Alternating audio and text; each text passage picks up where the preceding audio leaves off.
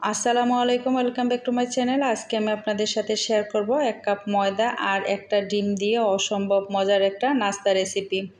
হঠাৎ যে কোনো মেহমান চলে আসলে মেহমানকে বসিয়ে রেখে 10 মিনিটের মধ্যে নাস্তাটা তৈরি করা যাবে। তাছাড়া বাচ্চাদের টিফিনেও খুবই পছন্দের একটা নাস্তা। নাস্তাটা তৈরি করার জন্য এখানে আমি একটা রুম টেম্পারেচারের ডিম একটা বাটিতে নিয়ে নিচ্ছি। তারপরে দিয়ে দিব আমি চিনি নিয়ে নিচ্ছি আমি 1/3 কাপ পরিমাণ। চিনিটা চাইলে কম বেশি করে দিয়ে নিতে পারবেন। স্বাদের ব্যালেন্সটা ঠিক রাখার জন্য দিয়ে দিচ্ছি আমি সামান্য পরিমাণ লবণ, চাইলে স্কিপও করতে পারেন।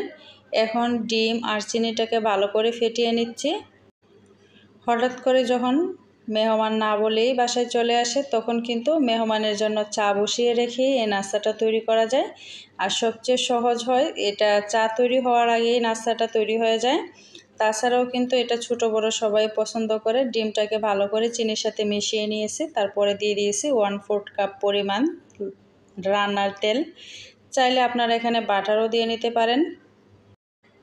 তেলটা দিয়ে আমি ডিম আর চিনির সাথে খুব ভালো করে মিশিয়ে নিব। তো চিনির দানাটা যেন একদম চলে যায় বা গলে যায়, এরকমভাবেই কিন্তু মিশিয়ে নিতে হবে। ডিম আর চিনিটা ফেটানো হয়ে গিয়েছে, এখন দিয়ে দিচ্ছি 3-4 ফোঁটা ভ্যানিলা এসেন্স। এটা ডিমের কাঁচা গন্ধটা যেন না থাকে সেজন্য দিয়ে নিয়েছি। আপনারা চাইলে সামান্য পরিমাণ এলাচ গুঁড়োও দিয়ে নিতে পারেন। এখন দিয়ে দিচ্ছি আমি 1/2 চা চামচের চেয়েও কম বেকিং পাউডার। আপনারা চাইলে এখানে বেকিং সোডা দিয়ে দিতে পারেন। দিয়ে দিচ্ছি 10 টাকা দামের একটা গুঁড়া দুধের মিনি প্যাকেট। এটা সম্পূর্ণ অপশনাল, দিলে ভালো, না দিলেও কোনো সমস্যা নেই। তারপরে আমি একটু মিশিয়ে নিচ্ছি। তো এখন আমি দিয়ে দিব হচ্ছে 1 কাপ ময়দা। তো এটা আমি অল্প অল্প করে ময়দাটাকে দিয়ে নিচ্ছি। ময়দার পরিবর্তে এই নাস্তাটা আপনারা আটা দিয়েও তৈরি করতে পারবেন। তো এখানে আটার পরিমাণটা একটু কম বেশি করে লাগতে পারে। যদি আপনার ডিমের সাইজটা একটু বড় হয় সেক্ষেত্রে কিন্তু 1 কাপের চেয়েও একটু বেশি লাগবে। তো আমার ডিমটা একটু বড় ছিল, 1 কাপ ময়দায় হয়নি। তো আমি আরও 2 চা চামচের মতো ময়দা দিয়ে ভালো করে মিশিয়ে নিয়েছি। তো সেই ক্লিপটা আসলে স্কিপ হয়ে গিয়েছে, এর জন্য সরি। তো যতক্ষণ পর্যন্ত না ডোটা মিডিয়াম হচ্ছে ততক্ষণ পর্যন্ত কিন্তু একটু মিশিয়ে নিতে হবে। তো আমি হাত দিয়ে ভালো করে মিশিয়ে নিয়েছি। তো এখন আমি হাতটা পরিষ্কার করে নিব আর 10 মিনিটের জন্য এটাকে রেস্টে রেখে দিব। তারপরে কিন্তু একটু শক্ত হয়ে আসবে। তবে ডোটা কিন্তু খুব বেশি শক্ত করা যাবে না বা খুব বেশি নরমও রাখা যাবে না। তো 10 মিনিট পর আমি চলে আসছি চুলায়, এসে একটা প্যান বসিয়ে দিয়েছি। প্যানের মধ্যে দিয়ে দিচ্ছি তেল। এই নাস্তাটা ডুবো তেলে ভাজতে হয়, তো তেলটা একটু বেশি দিয়ে নিতে হবে। আর এদিক দিয়ে ডোটাও কিন্তু বেশ শক্ত হয়ে গিয়েছে। এখন আমি একটা মেজারমেন্ট টেবিল চামচ নিয়ে নিয়েছি। এই টেবিল চামচটাতে আগে থেকে আমি একটু তেল নিয়ে লাগিয়ে নিয়েছিলাম।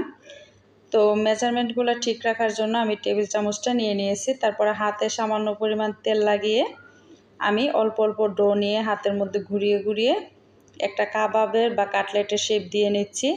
তো এইভাবেই কিন্তু আমি সবগুলো নাস্তা বানিয়ে নিব। আপনাদের সুবিধার্থে আরেকটা দেখিয়ে দিচ্ছি। নাস্তাটা ভাজার সময় চুলার আঁচটা মিডিয়াম টু লো আঁচে রেখে নাস্তাটাকে 4 থেকে 5 মিনিট ভেজে নিতে হবে। আর চুলার আঁচটা যদি বাড়িয়ে দেওয়া হয় তাহলে কিন্তু উপর দিক দিয়ে কালো হয়ে যাবে আর ভিতরটা একদমই হবে না।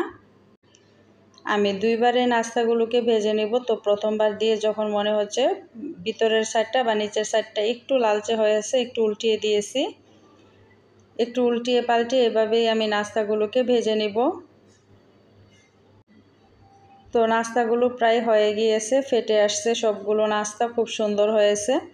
যারা কখনোই কেক বানাতে পারেন না, কেক ফুলে না, তারা কিন্তু এই নাস্তাটা তৈরি করতে পারেন। এটা কিন্তু খেতেও দুর্দান্ত হয় আর ছোট বড় সবাই পছন্দ করে। চা তৈরি করার আগেই কিন্তু নাস্তাটা তৈরি হয়ে যায়। 1 কাপ ময়দা আর ডিম দিয়ে যে এত মজা নাস্তা তৈরি করা যায়, নাস্তাটা তৈরি না করলে বোঝাই যাবে না। রেসিপিটা ভালো লাগলে চ্যানেলটা সাবস্ক্রাইব করে দিবেন। আজকের মতো বিদায় নিচ্ছি। আল্লাহ হাফেজ। আসসালামু আলাইকুম।